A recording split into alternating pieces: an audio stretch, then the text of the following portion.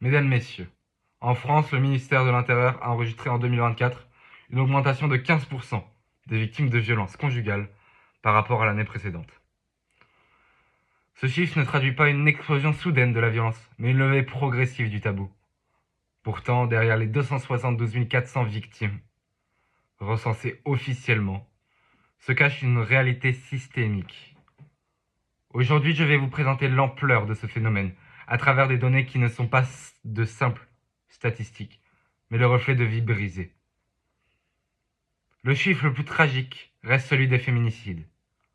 En 2024, 107 femmes ont été tuées par leur conjoint ou ex-conjoint. Si l'on regarde de plus près, dans un cas sur 4, l'auteur a utilisé une arme à feu. Et dans 33% des cas, l'agresseur s'est suicidé après l'acte, montrant une volonté de destruction totale. Mais la violence est aussi sexuelle. Chaque année en France, on estime que 14 000 femmes âgées de 18 à 75 ans sont victimes de viol ou de tentatives de viol. Un chiffre est particulièrement révélateur de l'isolement des victimes.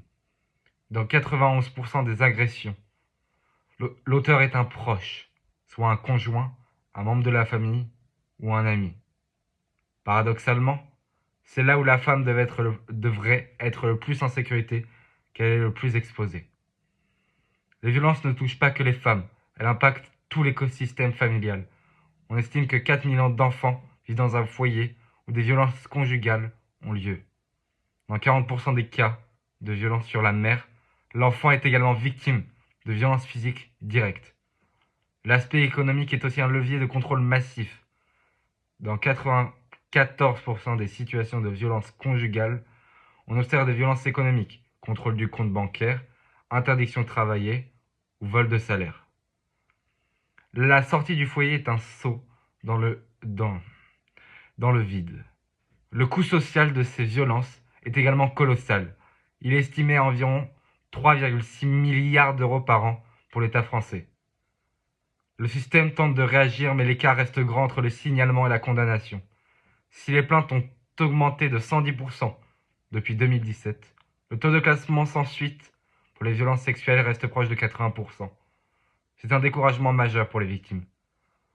Toutefois, des dispositifs progressent. Le 3919, la ligne d'écoute nationale, reçoit désormais plus de 90 000 appels par an.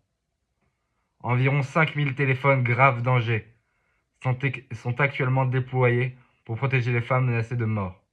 Le nombre de places d'hébergement d'urgence a été porté à plus de 10 000, bien que les associations estiment qu'il en faudrait le double pour répondre à la demande réelle.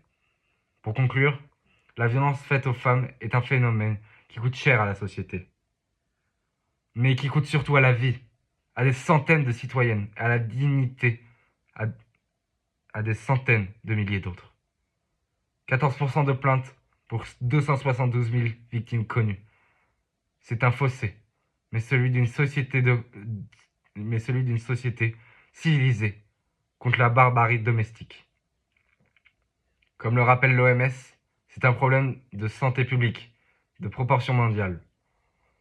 Il est de notre devoir de ne plus détourner le regard. Je vous remercie.